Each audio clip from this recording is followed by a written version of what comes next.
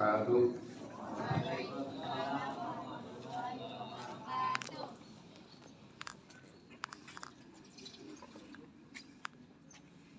Saudara-saudara sebangsa dan setanah air, hari ini tanggal 1 Juni 2025 kita kembali memperingati momentum yang sangat penting dalam sejarah bangsa Indonesia.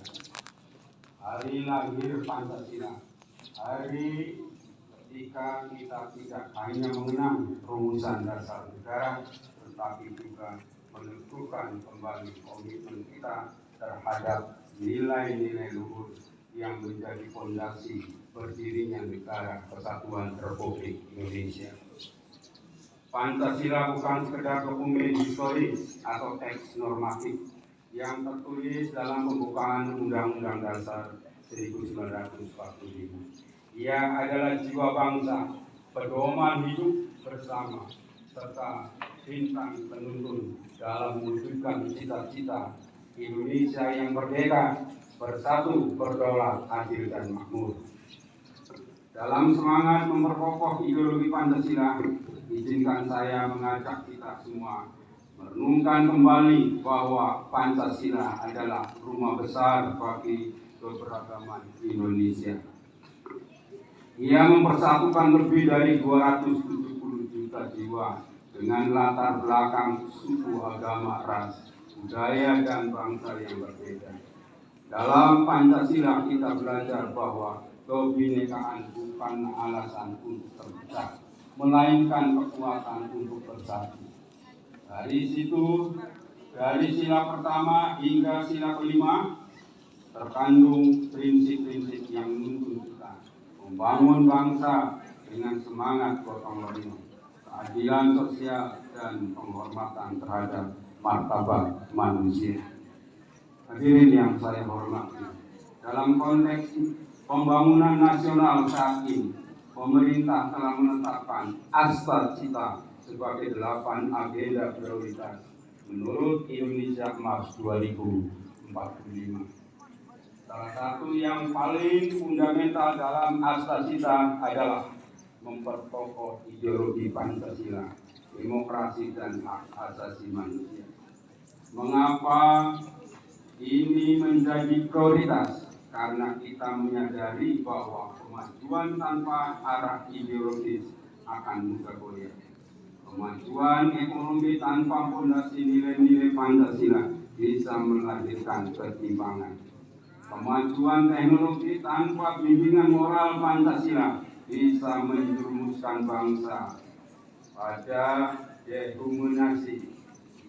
Memperkokoh ideologi Pancasila berarti menegaskan kembali bahwa pembangunan bangsa harus selalu berakar pada nilai-nilai ketuhanan, kemanusiaan, persatuan, kerakyatan, dan keadilan sosial. Dalam era globalisasi dan digitalisasi yang semakin kompleks, tantangan terhadap Pancasila pun semakin nyata. Kita menyatakan penyebaran paham-paham ekstremisme, radikalisme, intoleransi, hingga disinformasi yang mengancam kohesi sosial kita.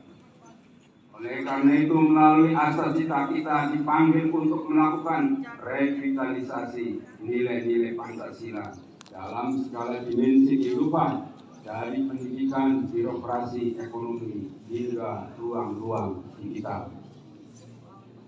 Pertama, dalam dunia pendidikan kita perlu menanamkan Pancasila sejak dini, bukan sekedar dalam pelajaran formal, tetapi dalam praktek keseharian. Sekolah dan universitas harus menjadi tempat lahirnya generasi yang cerdas secara intelektual, tangguh secara karakter, dan kuat dalam integritas moral.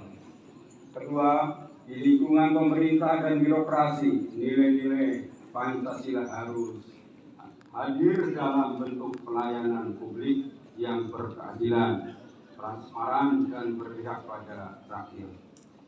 Tiap kebijakan dan program harus mencerminkan semangat kemanusiaan dan keadilan sosial, bukan kepentingan kelompok atau golongan.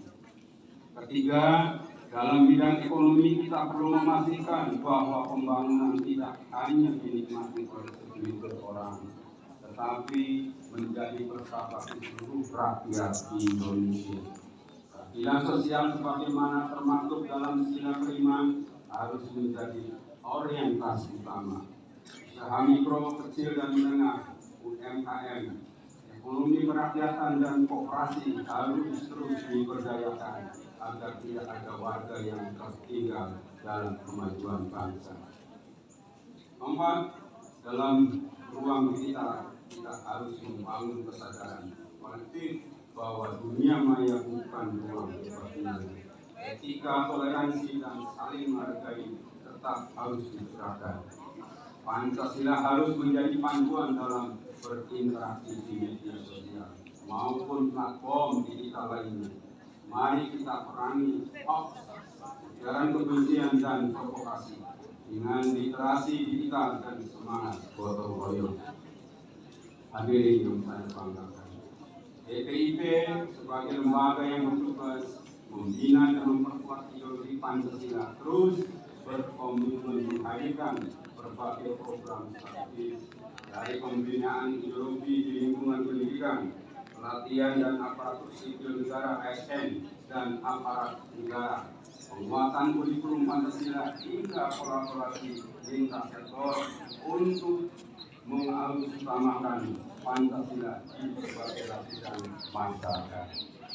Semua itu bertujuan agar Pancasila tidak hanya dihafalkan, tetapi dihidupi dan dijalankan dalam tindakannya. Namun, tugas tidak bisa dijalankan sendiri. Kita semua, seluruh elemen bangsa, dari pusat hingga daerah, dari pejabat hingga masyarakat, dari tokoh agama hingga pemuda, memiliki peran untuk menjadi pelaku utama pembinaan Pancasila. Mari kita jadikan hari lahir Pancasila ini bukan sekedar seremonial, tetapi momen untuk memperkuat komitmen kita terhadap nilai-nilai luhur bangsa. Jadikan setiap langkah, setiap kebijakan, setiap ucapan dan tindakan kita sebagai cerminan dari semangat Pancasila.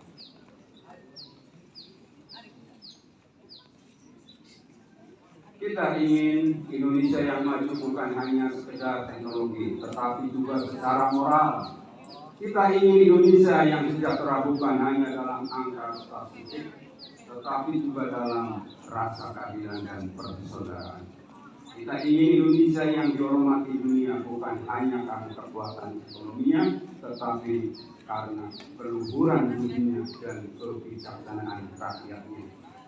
Saudara-saudara sekalian, peringatan Hari Pancasila ini harus menjadi pengingat bahwa masa depan bangsa berada di tangan kita. Jika kita ingin mewujudkan Indonesia Raya, mari kita ada. Maka tidak ada jalan lain selain memastikan bahwa Pancasila tetap menjadi jiwa dalam setiap denyut nadi pembangunan. Akhirnya marilah kita bersama-sama bergotong royong menjaga persatuan, menghargai perbedaan, dan menanamkan nilai-nilai Pancasila dalam setiap aspek kehidupan. Jadikan Pancasila sebagai sumber inspirasi dalam berkarya, berbangsa, dan bernegara. Dirgahayu Pancasila, jayalah Indonesia. Assalamualaikum warahmatullahi wabarakatuh.